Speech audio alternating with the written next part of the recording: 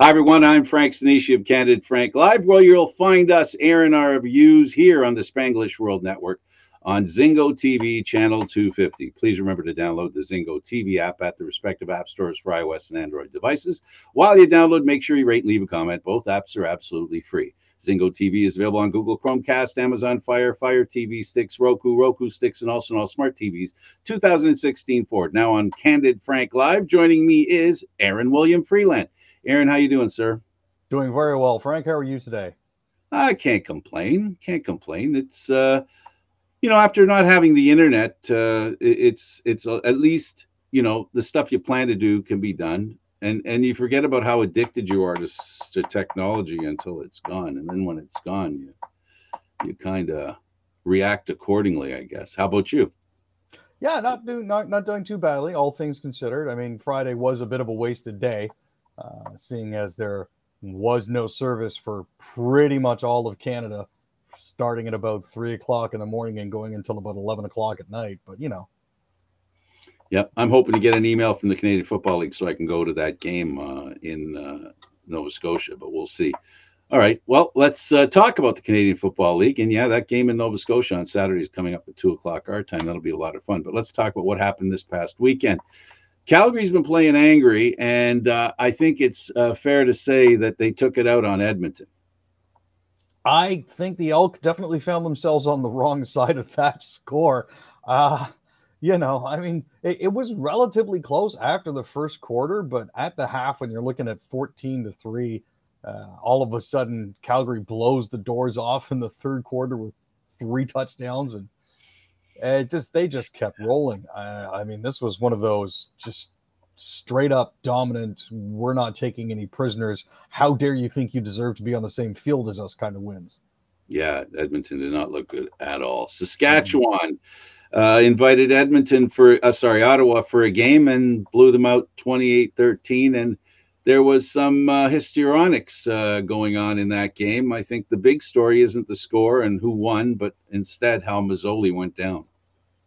Yeah, I saw the hit from Marino.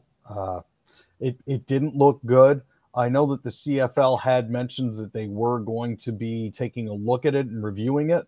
I don't know if have you heard anything about that, or do we expect that to take another couple days? I had my eye open for it.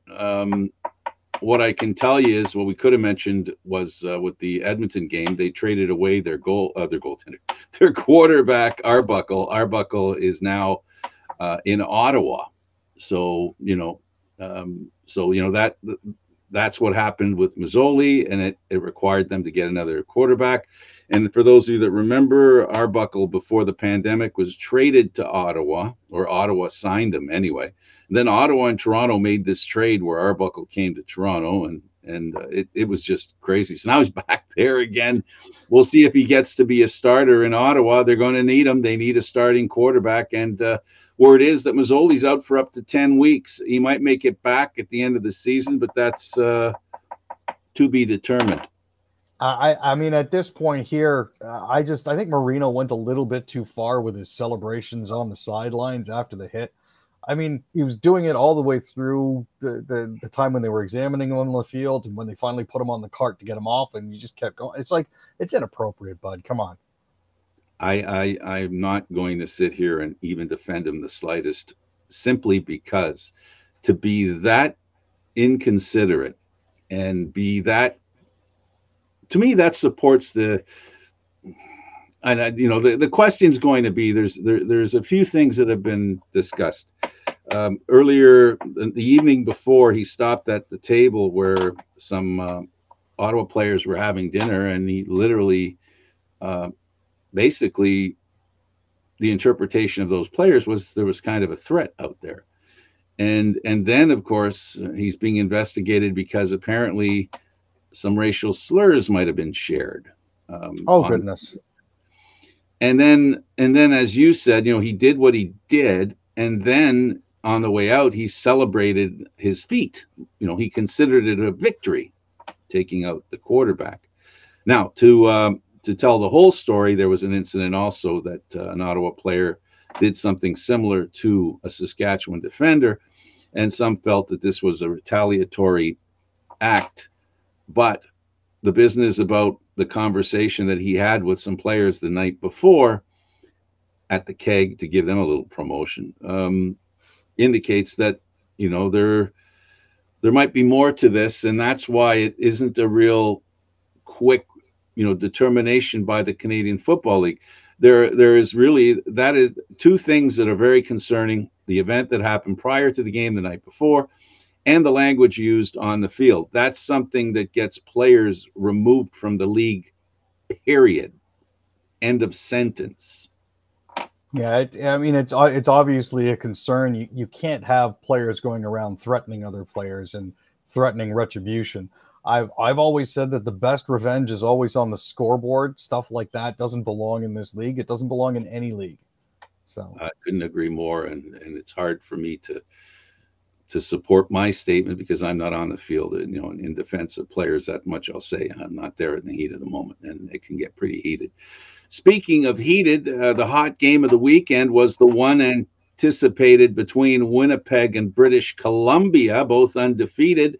BC 3-0, Winnipeg 4-0. It wasn't the kind of game people hoped. It appears that Caleros took Rourke to a coal, if you know what I mean. yeah, in this case, jumping out 21-0 in the first quarter, I think was a sign that Winnipeg desperately wanted to set the pace. And it was everything that BC could do to barely keep themselves in the game. I mean, they almost got doubled at the end of it. They did manage to make a bit of an impression with 2 touchdowns in the second quarter. But other than that, an absolutely moribund offense, a defense that looked incredibly porous. I'd like to think that Rourke just had a bad night. I don't think this is indicative of anything more than that, other than the fact that you're looking at a Winnipeg Blue Bombers team that has won 2 Grey Cups and is loaded up for another. So it's to be expected that every once in a while BC is going to have a game like this. Absolutely. So, well, there were 3 passes that Rourke sent in the air, long distance. All 3 were highlight passes. If this was in a victory, we'd be seeing those replays replayed over and over again. But because it was in a loss, it gets buried under the fact that the Winnipeg Blue Bombers were that much better than the BC team at home, by the way, which couldn't have been that pleasant. And this Winnipeg team, you know, arrived in BC prepared to play after 1 practice this week because they had a short week. But with all the veterans they have, the experience that they have, there really isn't much, a walkthrough for them can be done in an airplane. So, they've got it all figured out. And darn, did they show that they had it all figured out. But the grand tour of the number 1 team in the CFL continues next week, Aaron, when Calgary, another team with a clean sheet, plays the Winnipeg Blue Bombers. I think this is a better battle than the one that BC will have afforded. I hope I'm right, because I'm hoping for a better game. That game was not, Caleres looked awesome. Of course he did. The defense looked incredible. They were impenetrable, like you said. BC's offense looked good in flashes. In most games, those 3 passes he made would have won the game for a team. But with this Winnipeg team that can score at will, and then their running game was amazing, 141 yards, something unusual in the Canadian Football League lately. And then, of course, the receiving of Scone. This kid, a no-name, all of a sudden, well, holy mackerel, becomes a star in this game. No, it was nice to see some really good action all the way around. But I'm looking at the standings here, and I'm looking at the West versus the East, and I'm thinking to myself, "Yikes!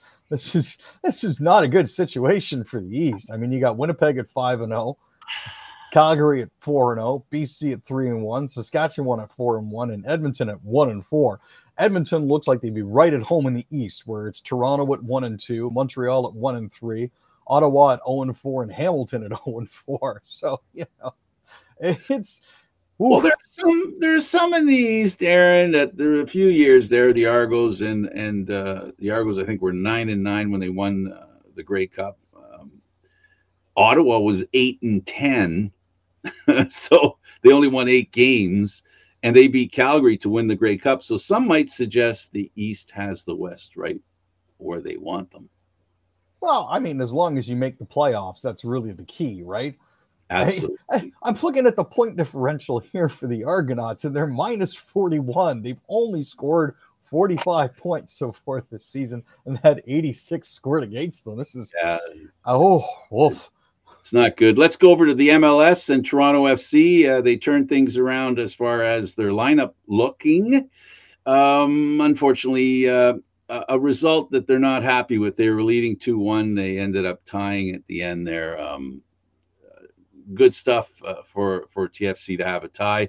But at this point, Aaron, they need some wins, don't they? They need to get all 3 points. Oh, they most definitely do. It's an issue when you allow a goal in stoppage time. It shows either a lack of fitness and a lack of an ability to keep up, or the lack of a defensive mentality that would allow them to keep that sort of goal out. Toronto's currently 0-5-3 on the road, which is not a good sign. So it's something that has to be looked at. Hopefully the players that they brought in will help them sooner rather than later. Absolutely. And then in Washington, D.C., Rooney played for them. Now he's going to manage them.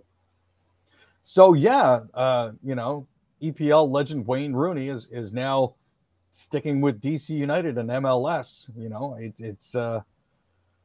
He's not going to be able to coach until he gets visa sorted out. Of course, that's another issue. That's how they're not sure how long that's going to take, but at this point, he's not due to be back with them before Wednesday at least. So we'll see.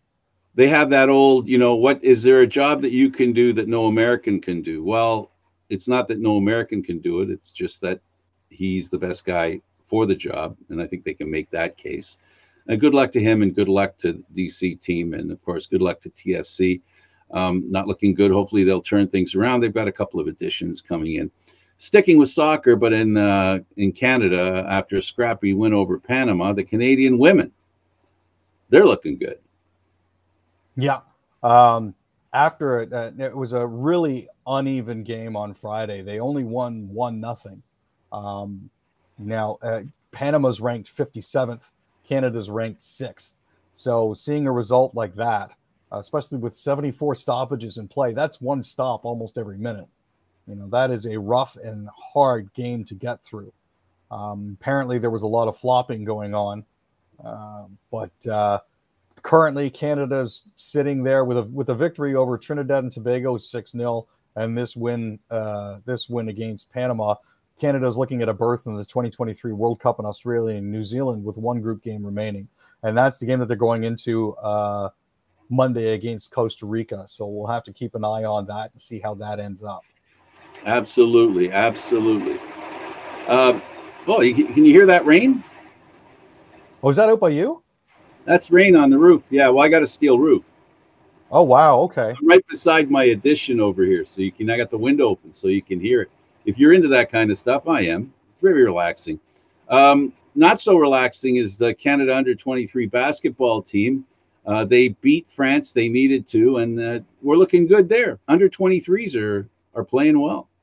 Yeah, it was absolutely fantastic. This was, for those who follow, for the past week, there's been something called the Global Jam Tournament, which has been going on in Toronto at the Mattamy Athletic Center. And in the finals, Team Canada held on to beat France 78-60, which was absolutely fantastic. Great to see them win the inaugural trophy. Canada, unfortunately, was not competing in the medal round on the men's side, but that's okay. We'll take the victory for the women at this point. Now, for those that don't know, the Mattamy Center, I think, is Maple Leaf Gardens. That's correct. Or was Maple Leaf Gardens, for those of you that don't know. Speaking of the Blue Jays was playing well. They haven't been playing well lately. And it's they've lost 8 of their last 9, I think, and it's an absolute nightmare stretch.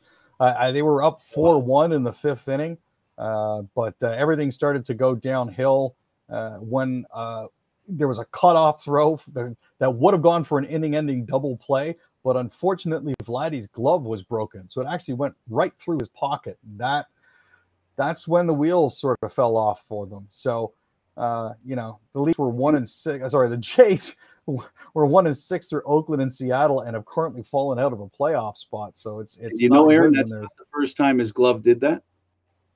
I wouldn't be surprised. You know, a lot of players will stick with gloves for far longer than they should. Yeah, it happened before. That's really too bad. But Manoah and Springer will head to the All-Star game. Manoah's been an amazing pitcher. Yeah, it's been nice to see those two new acquisitions coming through big for us. So Manoah had a fantastic season last year, and Springer's been rock solid in center field. So glad to see them in the mix for the July 19th All-Star game. Kirill the Thrill hasn't been he hasn't been very thrilled with the border, has he? U.S. one. No. He's been trying to come back to the States, but hasn't been able to. He tried to get a connecting flight through Europe and wasn't able to because of visa issues. And he tried again through the Caribbean. So there is some genuine concern here that he may not actually be able to leave Russia, especially after what happened to the Philly Flyers goaltending prospect, Ivan Fedotov, who is currently serving in the northern Russian area somewhere Up for the Army, somewhere. But we don't know where. Nope. Could be anywhere. But word is it isn't the Ukraine. So that if they don't send him there, that'll be fine. I think that kind of, having that guy turn up as a casualty of that war is not what Putin wants. So you can expect him not to be in a place where he truly is in danger. The other thing in hockey to talk about is the Maple Leafs and the talk about them maybe having a deal. I understand there's a rumor that there's a framework for a deal between the Leafs and Matt Murray, I should say. Yeah, I mean, with the Leafs trading Peter Mrazek to Chicago last week, and Jack Campbell's basically on the verge of hitting the open market because he's asking for more than the Leafs can fit under the cap. We're looking at a 28-year-old goalie who hasn't been able to find his Stanley Cup winning ways since being traded to Ottawa from Pittsburgh 2 seasons ago. The problem here is that we're going to be losing a couple goalies that perform decently well. I understand Mrazek was an 888, but he had a lot of injury troubles last season. Murray's got an 899, so it's not that much better. But they're banking on the fact that whatever happened to him in Ottawa will revert to back the way it was. Remember, this is a guy who, as a rookie, won the Stanley Cup. Yeah. And part of the deal might actually be some retention on Murray's $6.25 million cap hit. So that's the framework part of the conversation, I think. Yeah. Take the player, not his money. Exactly. And it'll have to be something like that. I think the only way the Leafs will go for Murray is if they can get Ottawa to at least keep half the money. That's what I think, anyway. That's definitely the hope. Based on the situation as it stands now, it's about the only way we'd be able to squeeze them in. So yeah. So speaking some more about the Senators, Wade Redden joins the Ottawa Senators as a developmental coach. So this is good news. An old blast from the past. Wade is a relatively well-known quantity when it comes to hockey in Ottawa, so it'll be good to see him back. He was Ottawa's number 2 pick in the 1995 entry draft, and he's the franchise's all-time leader in plus-minus ratings, so it'll be good to have him there to instill a slightly more defensive mindset into the run-and-gun team that the Sens have been building lately. And he's a local guy as well. Yeah. Forward Alex DeBrincat says he's excited to join the Ottawa Senators. So this was one of those draft day trades that nobody really saw coming until it actually happened. They gave up 3 picks for it. They gave away Ottawa's first-round pick, number 7, and second-round pick, number 39 this year, and a third-round pick in 2024. Oh. DeBrincat said he was like a little off put by it, but happy to be there. Well, they want him bad, and he knows it. The Canadians made a trade, and the draft brought them Kirby Dach, a pretty high-rated player. Yeah. Now Dach has had a bit of a rough season. Expectations were really high for him, but unfortunately, he caught a bit of the injury bug, which limited him to just 18 games in the 2020-2021 campaign. Last season, 70 games, Dach only had 26 points. So, as a player that went as high as he did, there were obviously great expectations for him. I think Kirby might just be needing a change of venue to sort of help him get everything going again. The Oilers extend qualifying offers to 4 players. So this is the part of the season where just before, free trade and silly season hits, pending restricted free agents will get their qualifying offers. So McLeod, Benson, Kyler Yamamoto, and Jesse Puljujarvi were tendered offers. Philip Berglund, Brandon Prolini, and Ostap Safin were not. So we'll see where all these players come back and if they're able to sign all four of them. Well, all the best to them. Let's go over to some news, and like you like to call shenanigans. The industry ministers to meet Rogers CEO after unacceptable network outage. And by the way, they're also meeting with the other companies as well. Yeah. There was a massive outage that effectively shut down Rogers for about 15 hours on Friday. If you had a Rogers phone, or if you were with a smaller service provider that piggybacked on Rogers telecom spine, you found yourself without phone, without television, without internet, no 911. Major companies were unable to accept Visa and debit cards when it came to payments, forcing people to rely on cash, which people haven't had in forever because who carries cash? But yeah, this is a clear warning bell about the dangers of monopolies and having one or two major companies run everything. It's definitely an eye opener. Hopefully we'll get some answers to that. All your eggs in one basket. 30-year-old died following a leg infection, and his friends are really upset. Aaron, tell us about it. So this is the case of Hui Chan Fang, who died in his apartment on Monkstown Road after his leg became infected. He hadn't actually had a family doctor since 2017. The problem was that there was no service. There was no place where he could go, and no doctors actually accepting patients at the time. He was found May 24th. Police and a friend went to his apartment after he didn't show up for a few different work shifts. The problem was there was no way for him to get any help. He was a diabetic, and Newfoundland Health Services just couldn't help him. Then we have an Air Canada passenger who deliberately took only a carry-on to avoid luggage chaos. Says, "Oh no, I still had luggage chaos." Yeah, I mean, she was traveling with her partner from LAX to Barcelona via Air Canada, and she said she was made to check her bag at LAX after the airline, Air Canada, told her, "No, we don't have any more room for carry-ons because everybody's carrying carry-ons." Spent about 2 hours waiting for her bag at the luggage carousel in Barcelona before realizing it just wasn't coming. Air Canada hasn't said anything about it. She's been getting no responses. Unbelievable. Oh my goodness. Floating abortion clinic proposed in the Gulf to bypass bans. Yeah, so this is an idea that's been put out there. There's a California doctor proposing a floating abortion clinic in the Gulf of Mexico for a way to maintain access for people in southern states where abortion bans have been enacted. The idea is to have a ferry service running from Florida and Texas for those individuals that need to get there, with the boat anchored far enough out that they're in international waters. What's this about Mom Boucher, an ex-Hells Angels chief?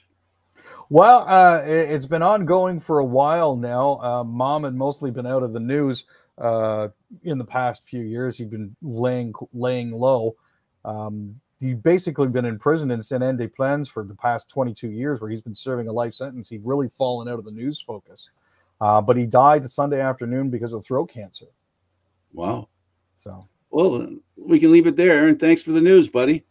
Appreciate that, Frank. Okay, for Aaron William Freeland, I'm Candid Frank Stanisci. Thank you for watching Candid Frank Live, airing Mondays, Wednesdays, and Fridays at 6 p.m. Eastern Standard Time. The show can also be heard on the Spanglish World Radio Network. For Candid Frank Live, other news, entertainment, and sports programming we offer, please check out spanglishworld.ca. Spanglish World. Watch it, hear it, read it, download it, and live it. Ciao for now, guys.